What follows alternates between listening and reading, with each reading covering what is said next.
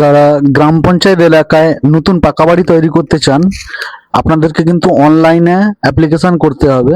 গ্রাম পঞ্চায়েত হোক আর জেলা পরিষদ হোক, অনলাইনে কিন্তু সরকারের মাধ্যমে, সরকারি পোর্টালের মাধ্যমে কিন্তু অ্যাপ্লিকেশন করতে হবে। অ্যাপ্লিকেশন করতে হলে আপনার স্মার্টফোন কিংবা আপনি কিন্তু ঘরে যদি পিসি থাকে ওর থেকেই কিন্তু আপনি অ্যাপ্লিকেশন করতে পারবেন। গুগলে এসে সার্চ করবেন PREOBD, এটা সার্চ করলে এরকম একটা পেজ ওপেন হয়ে যাবে। এই পেজটা যেরকম আপনি দেখতে পাচ্ছেন, এই পেজে ফার্স্ট যে অপশনটা আছে এখানে আপনি ক্লিক করলে দেখতে পাবেন এরকম একটা পেজ ওপেন হয়ে যাবে অ্যাপ্লিকেশন করার জন্য নিউ বিল্ডিং।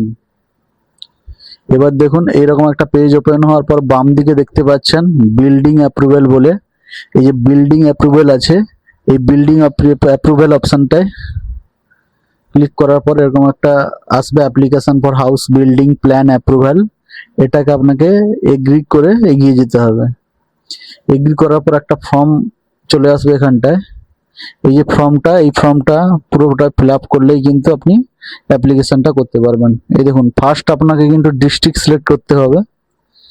ডিস্ট্রিক্টটা যেখানে আছে আপনাদের যে ডিস্ট্রিক্ট, আপনাদের ডিস্ট্রিক্ট অনুযায়ী আপনি ডিস্ট্রিক্টটা সিলেক্ট করে নেবেন। আমি উদাহরণ হিসেবে একটা ডিস্ট্রিক্ট সিলেক্ট করে নিচ্ছি। ব্লক, তারপরে দেখুন ব্লক লেখা আছে, আপনাদের যেটা ব্লক আপনি ব্লকটা সিলেক্ট করবেন। তারপরে দেখুন গ্রাম পঞ্চায়েত, আপনার যেটা গ্রাম পঞ্চায়েত আছে সেটা আপনি এখান থেকে সিলেক্ট করবেন। তারপরে দেখুন ফার্স্ট নেম, মিডিল নেম এবং লাস্ট নেম। ফার্স্ট নেমের জায়গায় ফার্স্ট নেম, কারো যদি মিডিল নেম থাকে বসাবেন, না থাকলে বসানোর দরকার নেই, না হলে এখানে লাস্ট নেম বসাবেন। তারপরে একটু উপরে চলে এলে দেখুন তার একটু নিচে লেখা আছে ডিটেলস, ফুল অ্যাড্রেস ডিটেলসটা কিন্তু আপনাকে দিতে হবে। অ্যাপ্লিক্যান্ট রেসিডেন্সিয়াল অ্যাড্রেস, এখানে পুরো ফুল ডিটেলসটা কিন্তু আপনাকে দিতে হবে। Village, post, police station, district, pincode সবকিছু কিন্তু এখানে দিতে হবে। তার নিচেও কিন্তু আরেকবার দিতে হবে, যে ভিলেজ লেখা আছে, ভিলেজ আপনাদের ভিলেজ কি আছে এখানে বসিয়ে দিবেন।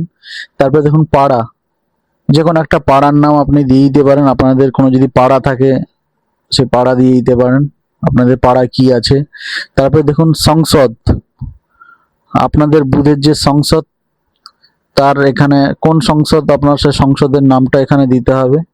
তার নিচে দেখুন এখানে পোস্ট অফিস, পোস্ট অফিস যে এখানটায় আছে আপনার পোস্ট অফিসের নামটা দিবেন। তারপরে দেখুন পুলিশ স্টেশনটা এখানে আপনাকে দিয়ে দিতে হবে, পুলিশ স্টেশনের নাম। পিনকোড, আপনার এরিয়ার যে পিনকোডটা সেটা কিন্তু এখানে দিতে হবে।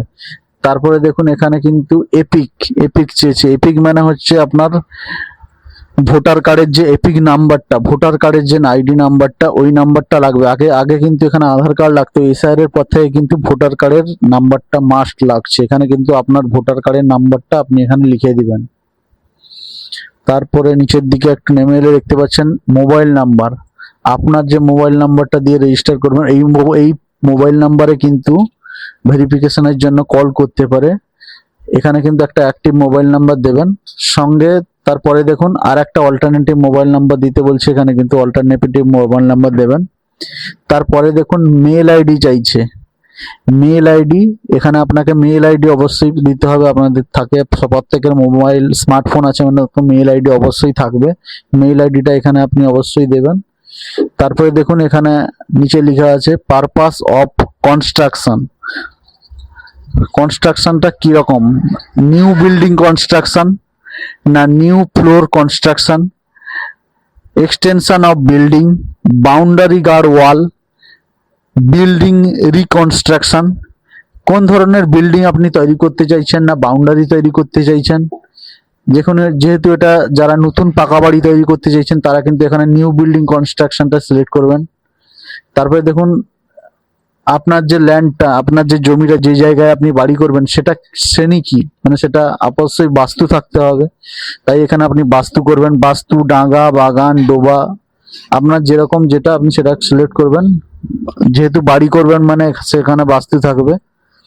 তারপরে দেখুন এখানে বিল্ডিংটা একতলা না দোতলা না তার উপরে, তিনতলা চারতলা সেটা আপনি সিলেক্ট করবেন। যেহেতু গ্রাম পঞ্চায়েত এলাকায় একতলা দোতলা পর্যন্ত হাইস্ট পারমিশন দিতে পারবে। যেহেতু এটা দোতলার টু স্টোরেজ হলে দোতলা হলে টু স্টোরেজ আপনি সিলেক্ট করবেন। তারপরে দেখুন এখানে এই বিল্ডিংটা কি পারপাসে ইউজ করবেন আপনি, এডুকেশনাল পারপাস, না ফ্যাক্টরি, না গোডাউন, না হাসপাতাল, না নিজের বাড়ির জন্য, না জয়েন্ট ফ্যামিলির জন্য, না আদার্স ওয়ার্কশপ, সোশ্যাল পারপাস, যেটার জন্য আপনি ইউজ করবেন সেটা এখানে সিলেক্ট করে নেবেন। যেহেতু এটা বাড়ির জন্য সেটাই সিলেক্ট করলাম। এবার ইস্ট, আপনার বাউন্ডারি ডিটেলস, আপনার যে জায়গাটায় বাড়ি করবেন তার চারদিকে ইস্ট, ওয়েস্ট, নর্থ, সাউথ, পূর্ব, পশ্চিম, উত্তর, দক্ষিণে আপনার কে কে আছে সেটা আপনাকে সিলেক্ট করতে হবে। ইস্ট, ইস্ট মানে হচ্ছে আপনার পূর্ব দিকের সাইডে কার বাড়ি আছে তার নাম এখানে আপনাকে দিতে হবে।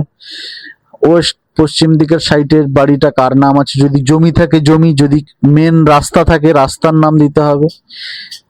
যেখানে চারিদিকের বাউন্ডারি ডিটেলস যেরকম আছে সেরকম দিতে হবে। কারোর যদি শুধু জমি থাকে জমি, ফিল্ড অফ কার জমি সেই লোকের নাম সেরকম করেই দিতে হবে। তার একটু নিচে নেমে এলে দেখুন মৌজার জেএল নাম্বার, আপনি যে এরিয়ায় বাড়ি করবেন সেই মৌজার নাম, জেএল নাম্বারটা কত সেই মৌজার জেএল নাম্বারটা এখানে আপনি বসিয়ে দিবেন মৌজা জেএল নাম্বারের জায়গায়।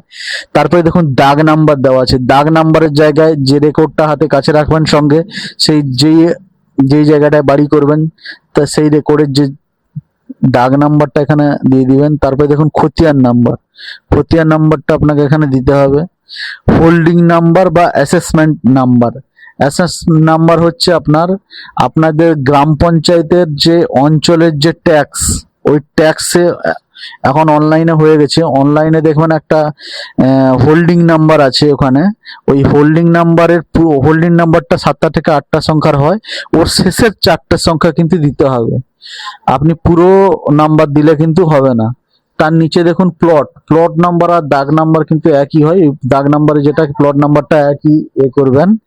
তারপরে দেখুন আপনার যে ইঞ্জিনিয়ার যে প্ল্যানটা দিয়েছে ওই প্ল্যানে দেখবেন লেখা আছে ওয়েট সব কিন্তু মিটারে হবে, হাইট অ্যান্ড প্ল্যান এরিয়া, এই 3টে জিনিস উপর নির্ভর করে কিন্তু আপনার যে বাড়ির বিল্ডিং প্ল্যানটা গ্রাম পঞ্চায়েতে থাকবে না জেলা পরিষদে যাবে, এই 3টা জিনিসের উপরে কিন্তু নির্ভর করে উইথ, হাইট এবং প্ল্যান এরিয়া। এবার আপনার যে ইঞ্জিনিয়ারিং যে বিল্ডিং এর প্ল্যানটা আছে ওই প্ল্যান অনুযায়ী উইথটা যেটা আপনার ইঞ্জিনিয়ার লিখে দিয়েছে ওখানে স্পেসিফিক করে লেখা আছে, ওইটা না হলে যদি না লেখা থাকে আপনার ইঞ্জিনিয়ারকে জিজ্ঞেস করে নেবেন উইথ, হাইট এবং প্ল্যান এরিয়া, ওই উইথটা দিয়ে দিবেন এখানটায়, উইথের জায়গায় উইথ, হাইটের জায়গায় হাইট এবং প্ল্যান এরিয়ার জায়গায় প্ল্যান এরিয়া, এই 3টা জিনিস আপনাকে কিন্তু দিয়ে দিতে হবে। তারপরে সব থেকে গুরুত্বপূর্ণ যে জিনিসটা লাগবে আপনাকে দেখিয়ে দিচ্ছি, দেখুন প্ল্যান ডিটেলস।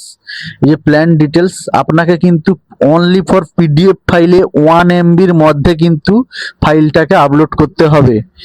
আপনাকে এই যে চুজ ফাইলে ক্লিক করে আপনাকে কিন্তু আপলোড করতে হবে। আপনি স্মার্টফোন থেকে করতে পারেন কিংবা পিসি থেকে করুন।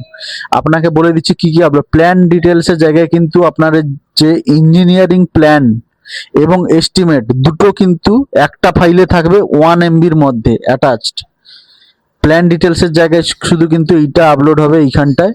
তারপরে দেখুন ট্যাক্স ডিটেলস আছে, ট্যাক্স ডিটেলসের জায়গায় আপনি চলতি বছরের রেকর্ড আর খাজনা লাগবে চলতি বছরের, এবং আপনার কনভার্সন বাস্তু পরিণতর যে সার্টিফিকেটটা সেটাও কিন্তু লাগবে, এবং গ্রাম পঞ্চায়েত অঞ্চলের যে ট্যাক্সটা, ওই 4টে জিনিস কিন্তু একটা ফাইলের মধ্যে ঢুকিয়ে ট্যাক্স ডিটেলসে 1 MBর মধ্যে পিডিএফ ফাইল করে অ্যাটাচ করে এখানে আপলোড করতে হবে ট্যাক্স ডিটেলসে। তারপরে দেখুন দেওয়া আছে আইডি প্রুফ, আইডি প্রুফের জায়গায় কিন্তু আধার কার্ড এবং ভোটার কার্ড দু সাইটের ফটো পিডিএফ ফাইল করে লাগবে। এই যে ফর্মটা দেখতে পাচ্ছেন, এই ফর্মে দেখুন সবকিছু আপলোড করা হয়ে গেছে। আপলোড করার পর সবকিছু অ্যাটাচ করে দিয়েছি, এটা কিন্তু একটা অরিজিনাল লোকের ফর্ম যেটা করেছি। এবারে কিন্তু সাবমিট করব। সাবমিট করার পরেই দেখুন, সাবমিট করার পর দেখুন প্রসেসিং হচ্ছে। প্রসেসিংটা নেওয়ার পরে দেখুন এখানে একটা ডকেট নাম্বার আপনাকে দিয়ে দিয়েছে, এই ডকেট নাম্বারটা অবশ্যই প্রিন্ট করে রাখবেন।